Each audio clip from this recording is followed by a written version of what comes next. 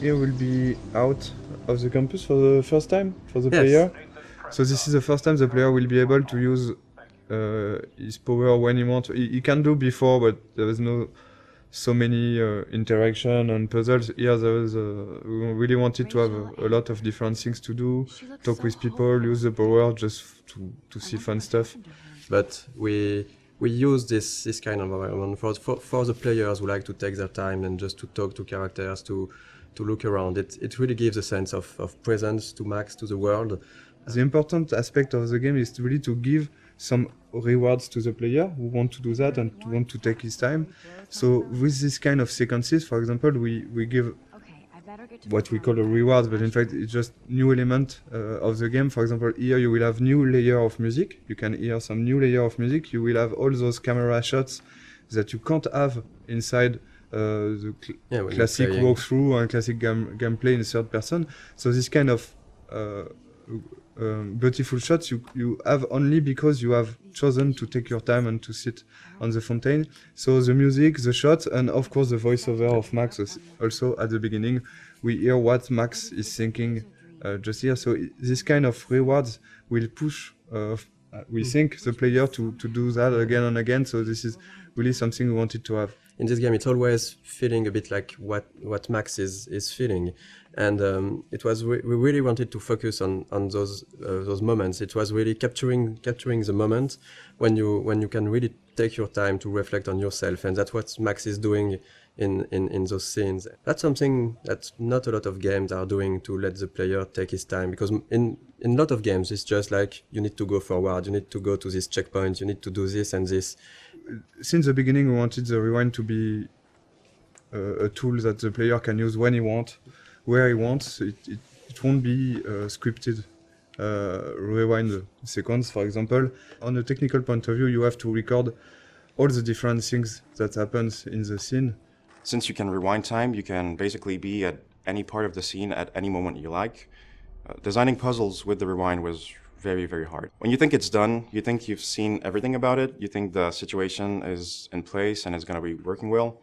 There's always this tiny little thing that's fucking it up. Those elements are not really deterministic, so when you rewind, you're not sure that you will be able to restore the particle system in the same state. Seriously, do not forget I need those papers before tonight. Like now. Thanks, Sherry.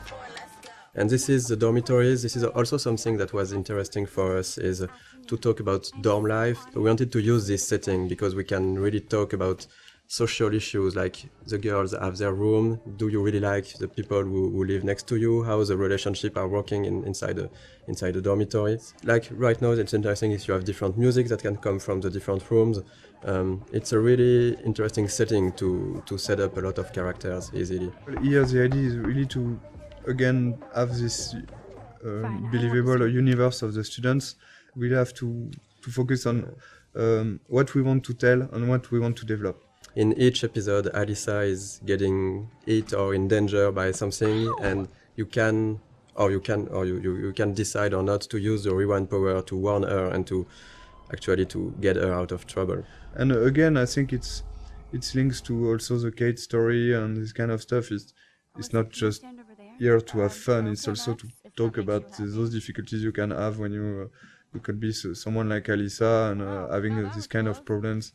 And it's always a way to find the little detail and little elements that will bring more to the characters, how we are defining them, without sometimes telling too much. So this is the same actress as Chloe. Yeah, the two main actresses who are playing Max and Chloe did also the other students, and so there is some of Chloe inside each one of them.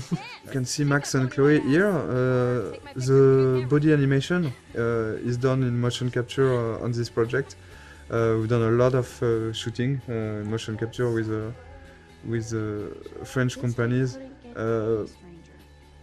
The two main, so Max and Chloe, like for the voice actor, in fact, they are always played by the same actress, Serena and Gabrielle.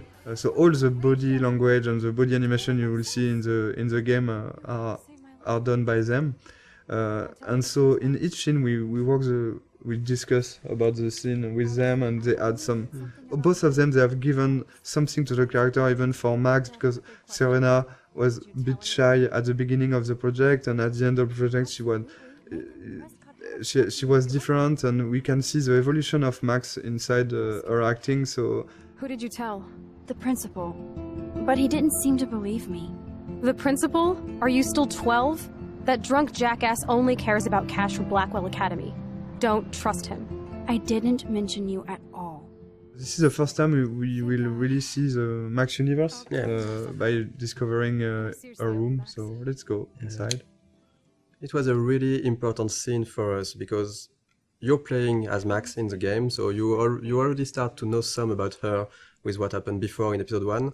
But when you enter her room, it's really her universe. It's everything in this room should describe her, who she is, why she is like this, and speak a bit more about her past. There's quite a lot in this room, in fact, compared to the...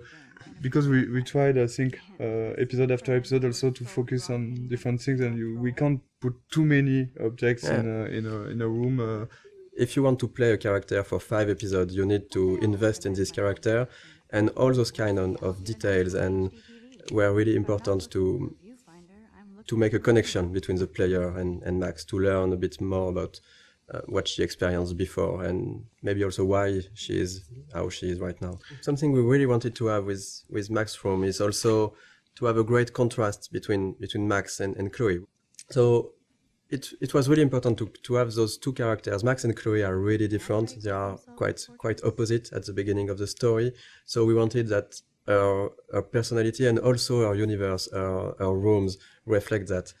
And we took for Max this sort of softer colors. We have the pink in, I think her bed cover is really soft. You have the small cushions with the flowers, the teddy bear. We've got a lot of different environments in the game, but we wanted really to be able to revisit the environments and to have other scenes taking place in the same environments, but telling different stories and telling different sequences. So, for example, in this room, when you go back here in the house, in the alternate reality, we will find an empty room of an empty Chloe room, and you have been here so many times before the episode 4 with Chloe, having fun with Chloe, listening to music.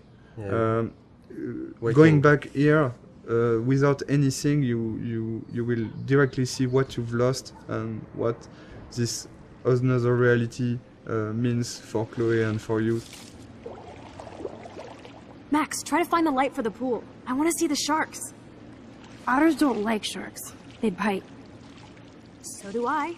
Hit that light. We've done the same with the swimming pool, for example. We've got a great scene in the swimming pool between Max and Chloe when they are alone during the night, and after you got this huge vortex party, which is a really different atmosphere. So this is kind of... On the production point of view, it's basically a brand new environment, but it's still in the same place and with a lot of similarities.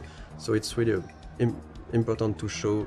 It was important for us to show the changes that Max can create with her power and the changes to the characters and to the world.